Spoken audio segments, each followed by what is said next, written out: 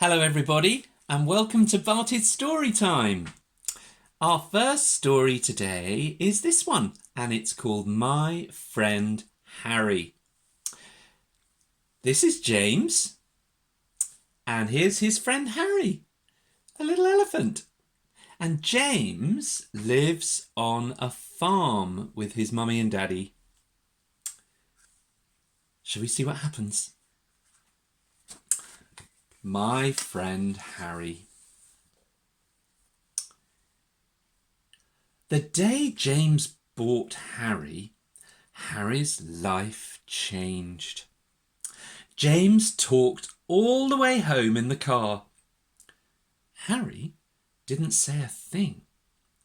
He just sat in the car, looking clean and new and neat. There he is. Can you see him? In James's car seat.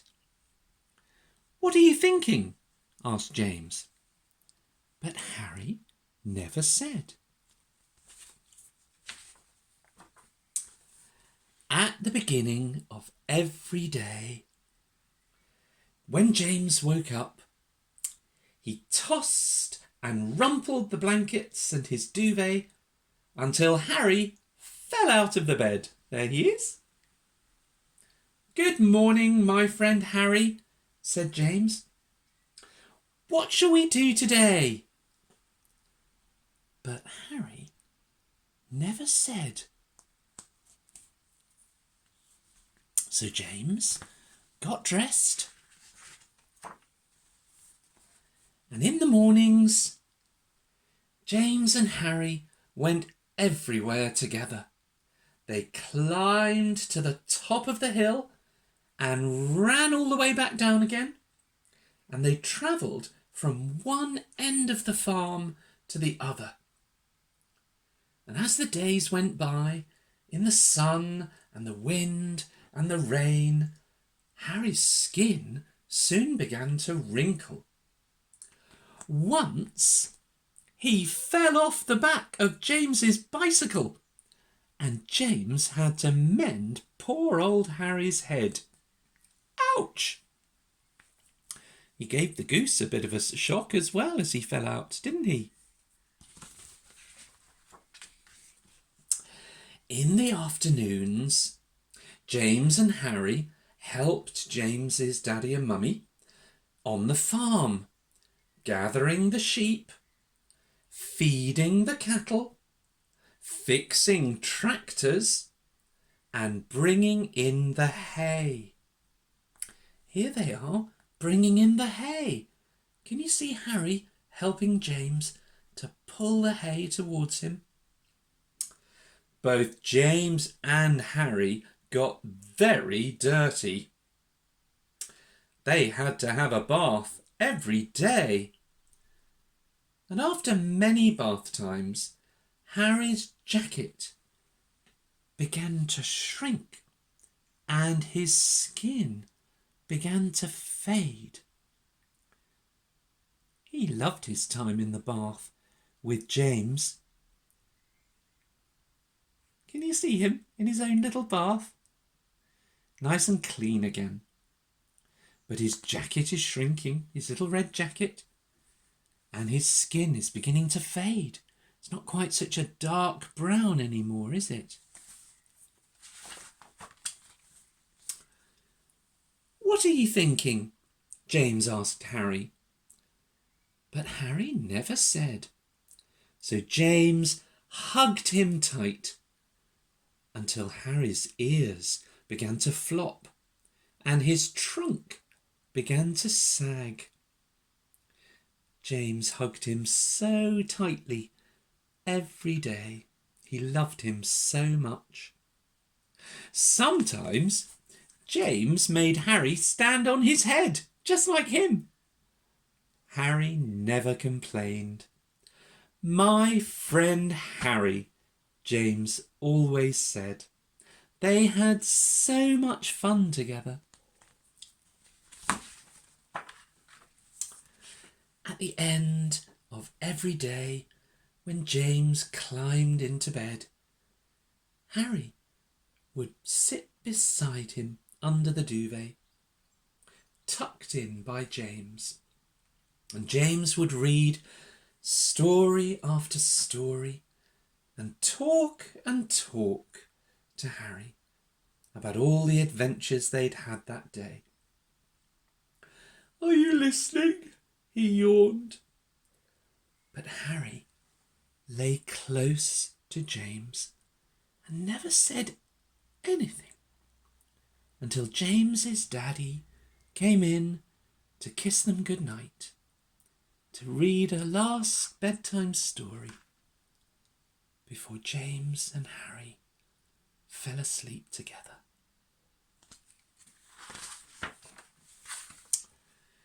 James even took Harry on holiday with him, squeezing him into the dark in his backpack, in his bag. Can you see?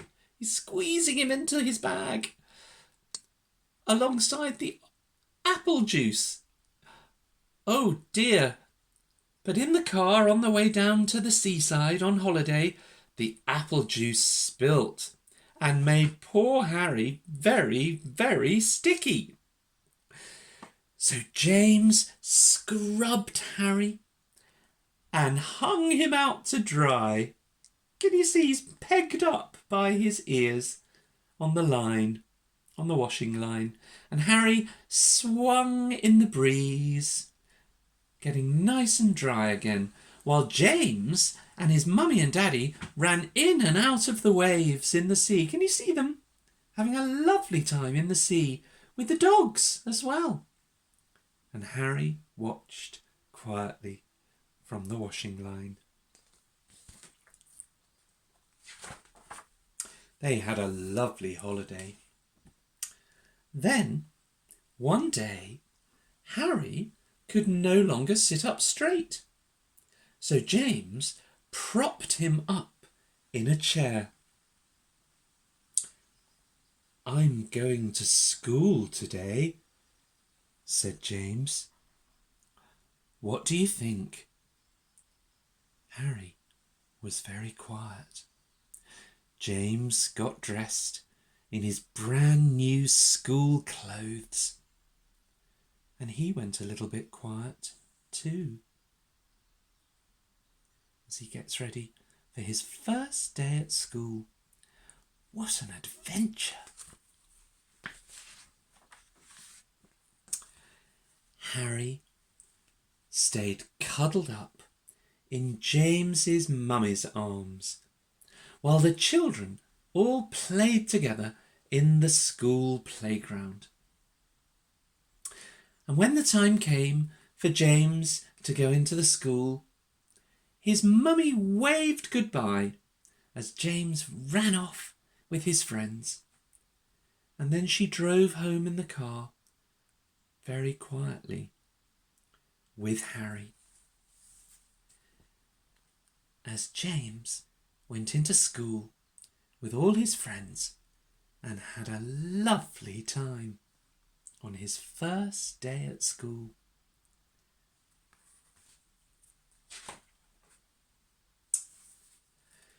When she got home, James's mummy tucked Harry into James's bed and softly closed the door. Harry lay very still. Cows mooed gently in the distance. James's father drove the tractor out of the yard. Birds pecked and peeped in the bushes by the house. Oh, can you see the birds through the window? The chickens. The sun rose up and went all the way round, warming Harry where he lay until it was afternoon. Harry lay still, waiting all by himself, waiting for James to come home and play again.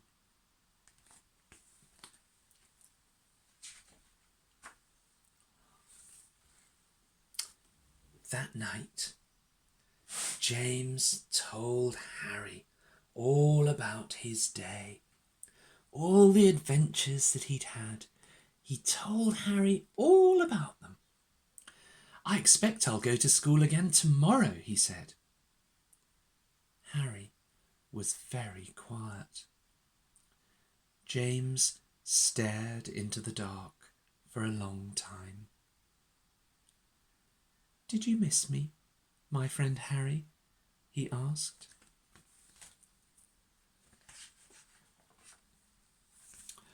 The next day, guess what James did?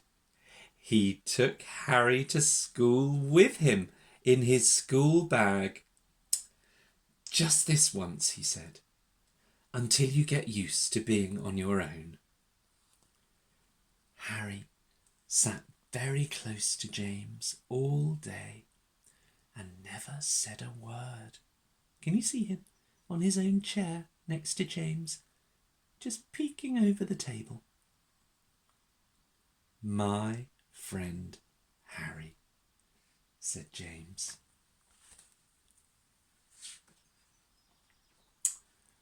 And there we are. That's the end of the story of My Friend Harry. What a good friend he is to James, isn't he? Have you got a friend like Harry? Is it an elephant? Or what sort of an animal is your friend, your special friend? Maybe it's a teddy bear or a lamb. James had a very special friend called Harry, and I'm sure you've got a very special friend too. There we are. That's the end of our first story, but we've got time for one more story. And this is the story of a boy called David and a big, tall man called Goliath. He was so tall that he was like a giant, a very tall man, a very big man, and a boy called David.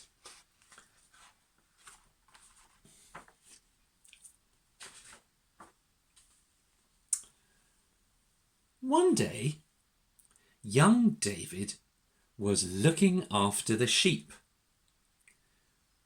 This was his job every day, to look after his father's sheep.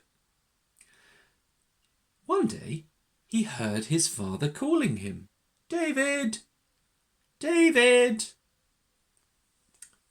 So David went to see his father. "Take this bread and cheese to your brothers," said his father. David's 3 older brothers were away fighting in King Saul's army. They were soldiers. So taking the bundle of bread and cheese, David set off at once.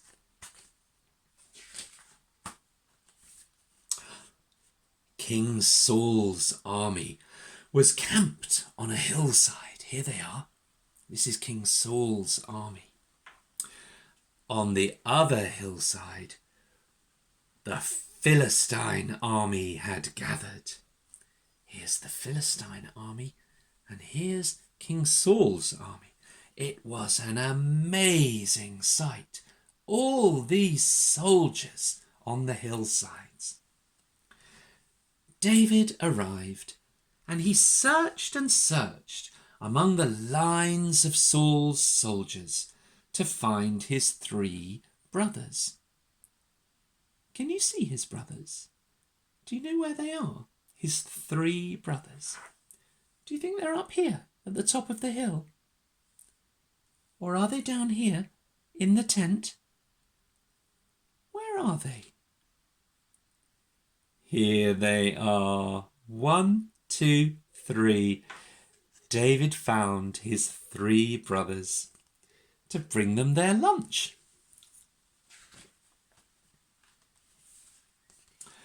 But just then, a giant soldier stepped forward from the Philistine army. He was so tall that he towered over everyone else, making them look very, very small. he roared, "I am Goliath, tall and mighty. Who is brave enough to fight me?" None of King Saul's soldiers replied. They were all very frightened by the big, tall Goliath. They talked among themselves. Here we are. The soldiers talked among themselves. The king will give a big prize to whoever kills the mighty giant Goliath, they said to one another. What's going on? Young David asked his brothers as he came up to see them. It's nothing to do with you, they said. You're just a boy. Go home and look after the sheep. That wasn't a very nice thing to say, was it? I think it's because they're frightened of big Goliath. But David did not go home. Instead, he went to see the king in his tent, King Saul. And do you know what he said to King Saul? David said, "I will fight the giant. I have killed a lion and a bear when they tried to attack my sheep. I wasn't afraid because God looked after me." "But you're just a boy, and Goliath is a mighty giant," said the king. "Yes," said David, "but God will look after me, and I will beat Goliath." Well, that was a brave thing for David to say, wasn't it? And so King Saul said, "Yes, all right, David, you can go and fight Goliath." And he gave David a helmet, some armour, and a sword. Can you see David's got a big helmet on his head to look after his head? He's got very heavy armour that he's wearing. That would look after his body. And here is a very big, heavy sword. Poor David can hardly lift it. "I can't wear these," he said. "I'm not used to things like this, and they're far too heavy." Clink, clank, clink, clank, he went as he tried to walk around the tent. And so David took all of the armour and the helmet off again, and he lay the sword down in the tent. Instead, he took his sling and his pouch, and he went down to the stream, just wearing his normal clothes. Here's his pouch. It's like a little bag. And in it, he put 5 smooth stones that he found at the side of the stream. Can you see them? 1, 2, 3, 4, 5. He put 5 smooth stones in his pouch, and carrying his sling, off he went. Now a sling